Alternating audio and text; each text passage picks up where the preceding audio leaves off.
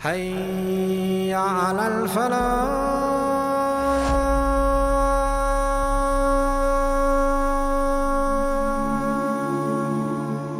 نبی کریم صلی اللہ تعالی علیہ وسلم نے اللہ کی بارگاہ میں دعا مانگی ہے تعلیم امت کے لیے. حضور نے دعا مانگی، اے اللہ نعمت کے زوال سے بچا کے رکھنا. زوال نعمت سے بچا. زوال نعمت صرف یہ نہیں ہوتا کہ پیسے چلے جائیں، یہ بھی زوال نعمت ہے کہ انسان تہجد پڑھتا تھا اور اب 5 نمازوں کی بھی توفیق حاصل نہیں. یہ بھی زوال نعمت ہے کہ مکمل اسے قرآن مجید یاد تھا، اب ایک رکوع بھی پڑھ نہیں پاتا. یہ بھی زوال نعمت ہے کہ اس کی زبان پر شکر رہتا تھا اور شکوہ شروع ہو گیا. یہ بھی زوال نعمت ہے کہ اس کے دل کے اندر ہمیشہ صبر کے جذبے موجزن رہتے تھے، لیکن اب بے چینی، بے قراری، اضطراب اور جلد بازی آ گئی. حضور علیہ السلام نے دعا فرمائی ہے اللہ زوال نعمت سے بچا. اور رب کریم نے بھی قرآن حکیم میں جو ارشاد فرمایا نا، فرمایا وَاشْكُرُوا لِي وَلَا تَكْفُرُوا، میرا شکر ادا کرنا، کفر نہ کرنا. کفران نعمت نہ کرنا، شکر کرنا. نعمت انسان کو ملتی ہے، لیکن کچھ لوگ اس نعمت کے بارے میں فتنے اور آزمائش کا شکار ہو جاتے ہیں. بڑا بڑا عروج لوگوں کو ملا، لیکن وہ سنبھال نہیں پائے اپنا عروج، اس کا دفاع نہیں کر پائے، اس سے کوئی کام نہیں لے سکے. اللہ تعالیٰ نے جو بلندی عطا فرمائی تھی، اس بلندی اور اس بڑی گہری چھاؤں میں لوگوں کو نفع نہیں دے سکے. قرآن مجید نے عروج و زوال کی جو داستان بیان کی ہے، اس میں ایک داستان بنی اسرائیل کی بھی ہے. قرآن مجید فرقان حمید کو آپ دیکھیے، یا بنی اسرائیل اذکروا نعمتی التی انعمت علیکم وانی فضلتکم علی العالمین. اے یعقوب علیہ السلام کی اولاد، میرا وہ احسان یاد کرو، میری وہ نعمتیں یاد کرو جو میں نے تم پر کی تھی. وانی فضلتکم علی العالمین، اور میں نے تمہیں جہان والوں پر فضیلت عطا فرمائی. ایک یہ دور ہے، من و سلوہ اتر رہا ہے، دریا رستہ چھوڑ رہا ہے. حضرت موسیٰ کلیم علیہ السلام کی انہیں سایہ شفقت اور رحمت حاصل ہے. ایک یہ وقت ہے، لیکن کیا کیا انہوں نے؟ اللہ کے ہر حکم کی نافرمانی شروع کر دی. انہیں کہا کہ من و سلوہ سنبھال کے نہ رکھنا، انہوں نے ناشکری کی اور اسے سنبھال کر رکھنا شروع کر دیا. جو کام بھی کہا گیا اس میں نافرمانی کرتے چلے گئے. وہی قرآن مجید جو چند آیات پہلے کہتا ہے نا، انی فضلتکم علی العالمین، اے یعقوب کی اولاد ہم نے تمہیں تمام جہانوں پر فضیلت عطا کی. وہی قرآن مجید آگے جا کے کہتا ہے جب میری نافرمانی کی، وَضُرِبَتْ عَلَيْهِمُ الذِّلَّةُ وَالْمَسْكَنَةُ، فرمایا ہم نے ان پر ذلت اور مسکینی مقرر کر دی. جس رب نے فضیلت دی تھی، پھر اسی رب نے ان پر ذلت مقرر کر دی. کیوں؟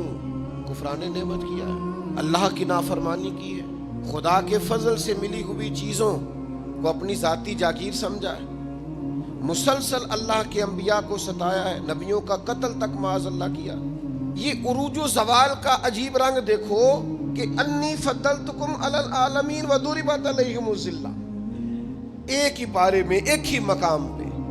دعا کرو رب کریم جب عزت دے تو پھر ذلت سے بچائے، اللہ جب آسانی دے تو پھر دقت سے بچائے، رب کریم جب رحمت کرے تو پھر اپنے غضب سے بچائے، اللہ جب عطا کرے تو پھر اپنی ناراضگی سے بچائے. زوال نعمت بڑی تکلیف ہے، زوال نعمت بڑی آزمائش ہے. انسان کے پاس جب نعمت ہو تو اس سے چھن جائے، وہ بڑا تکلیف والا معاملہ ہے. تو نعمتیں چھنتی کیوں ہیں؟ زوال نعمت ہوتا کیوں ہے؟ چند ایک باتیں آپ کی خدمت میں عرض کرنی ہے کہ انسان سے نعمتیں چھنتی کیوں ہیں. سب سے پہلی بات تو یہ ہے کہ جب لوگ نعمت کی قدر نہیں نہ کرتے، نعمت رخصت ہو جاتی. نبی کریم صلی اللہ تعالی علیہ وسلم گھر تشریف لائے تو روٹی کا ایک ٹکڑا پڑا ہوا تھا زمین پر، تو حضور نے اٹھا کے فرمایا عائشہ اس کی قدر کرو، یہ جس گھر سے ناراض ہو جائے لوٹ کر نہیں آیا کرتا. اللہ نے نعمت دی ہے، لوگ قدر نہیں کرتے. میں نے بہت سارے مالدار دیکھے ان کے بچے پیسوں کی قدر نہیں کرتے, رزق کی قدر نہیں کرتے, صحت کی قدر نہیں کرتے. اللہ نے اگر آسانی دے دی ہے پڑھنے کی, لکھنے کی, سمجھنے کی, قدر نہیں کرتے.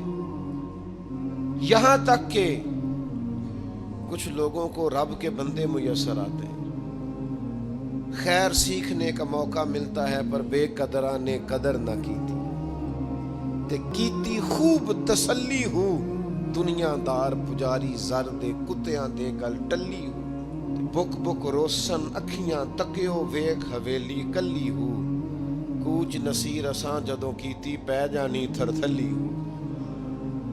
نا قدری یہ بھی زوال کا باعث بنتی. اللہ نے نعمت دی ہے اس کی قدر کرو, صحت کی قدر کرو, آواز کی قدر کرو, ہمت ہے تو اس کی قدر کرو. نعمت کی قدر نہیں کرتے لوگ.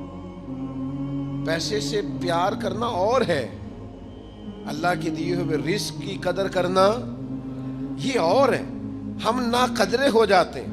بہت ساری چیزیں ہماری بغیر محنت کے ہمیں ملی بھی ہوتی ہیں تو ہم اس کا احساس نہیں کرتے. کبھی اس جگہ کھڑے ہو کے سوچو جہاں وہ شخص کھڑا ہے جس کے پاس وہ نعمت موجود نہیں ہے. میں گاڑی میں سفر کر رہا تھا, بچہ میرے ساتھ گاڑی چلا رہا تھا, تو 2-4 دیہاتی لوگ گاڑی کے آگے وہ سڑک پہ کھڑے تھے, تو اب سمجھ نہیں آ رہی تھی کہ یہ آگے کی طرف جانا چاہ رہے ہیں کہ پیچھے کی طرف آنا چاہ رہے ہیں. تو اس بچے نے سخت لفظ کہے کہ یار حد ہو گئی ہے, لوگوں کو سڑک کراس کرنے کی بھی عقل نہیں. میں نے کہا پتر یہ مقام شکر تھا, میں نے بسوں پہ سفر کیا ہے, مجھے اس کی تکلیف کا پتہ ہے. آپ کے نیچے گاڑی ہے اور آپ کو صرف 2 منٹ رکنا ہے کہ یہ گزر جائیں اور آپ اسی پر ہی پریشان ہیں. آپ ان کو گزر جانے دیں, آپ بریک لگا لیں, یہ آگے جائیں یا پیچھے جائیں, ٹائم دیں, قدر کریں. اگر اللہ نے نعمت دی ہے اسے ذاتی حق نہ سمجھیں. ایک تو نا قدری زوال نعمت کا باعث بنتی ہے, پھر نا شکری. جب لوگ شکر نہیں نہ کرتے پھر نعمتیں چلی جاتی ہیں. لَإِن شَكَرْتُمْ لَأَزِيدَنَّكُمْ, اگر تم شکر کرو گے تو میں نعمتوں میں اضافہ کر دوں گا. اور رب فرماتا ہے والا ان کفرتم ان عذابی لشدید, اگر تم نے کفران نعمت کیا تو میرا عذاب بھی بڑا سخت ہے. تو اس عذاب کا ایک معنی یہ بھی علماء نے کیا ہے کہ وہ نعمت تم سے چلی جائے گی اگر شکر نہیں کرو. کفران نعمت کرو گے, ناشکری کرو گے, وہ نعمت رخصت ہو جائے گی. بہت سارے لوگ ہیں قدر ہی نہیں کرتے. جہاں بھی آپ ہیں, جس مقام پر بھی ہیں, جہاں بھی ہیں, آپ کا سینہ ہر وقت چوڑا ہونا چاہیے. میں اپنے دوستوں کو سمجھانے کے لیے کہا کرتا ہوں کہ میں ناز سے کہتا ہوں جس طرح کے استاد مجھے ملے ہیں دنیا میں کسی کو نہیں ملے, اور جس طرح کے ماں باپ مجھے ملے ہیں میرا خیال ہے شاید کسی کو نہ ملے ہوں.